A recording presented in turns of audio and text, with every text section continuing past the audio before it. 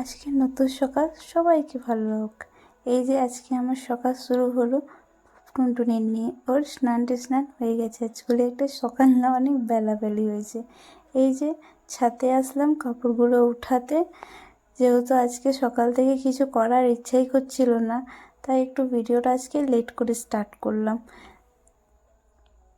কাপড়গুলো সব ছাদেগুলো আসলাম। বাতাস দেখছেন কত বাতাস আছে ছাদে। এই যে সব কাপড়গুলো উঠে দিচ্ছি। আর আজকের ওয়েদারটা খুবই সুন্দর আছে, খুবই বলতে খুবই সুন্দর। এই যে সব কাপড়গুলো উঠিয়ে নিলাম, এবার নিচে যাব।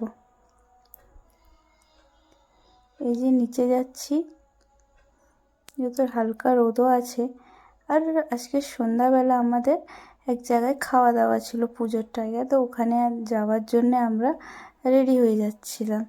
আমি, দিদি, মা, বাবা, আমাদের সবারই ইনভাইট ছিল, যেহেতু এটা পুজো আমাদের মানে প্রতি বছরই হয় আর আমাদেরকে প্রতি বছরই ডাকে। প্রায় আমি 1 বছর, এটা নিয়ে আমার 2 বছর যাওয়া হবে ওখানে।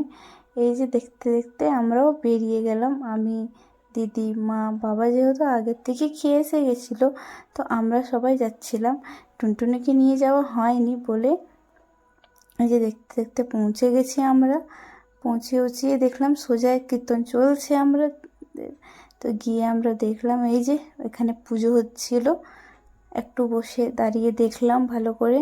তারপরে দেখতে দেখতে খাওয়ার পাল্লা এসে গেছিলো, তাই ভোগ খেতে বসে গেলাম।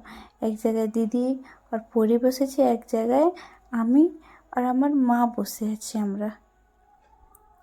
এই যে দেখতেই পাচ্ছেন, ওখান থেকে ঠাকুমাও দেখছে আমাদেরকে। আর আমাদের থালাও দেখতে এসে গেল।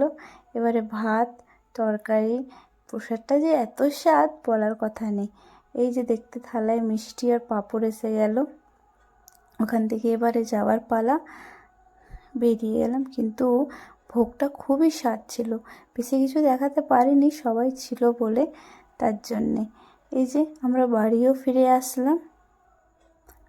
বাড়ি ফিরে আসার সাথেই আমি আগে কাপড় উপর সারলাম, সারিয়ে উড়িয়ে ফ্রেশ হলাম। আচ্ছা, তাহলে আপনাদের সাথে পরে আরেকবার কথা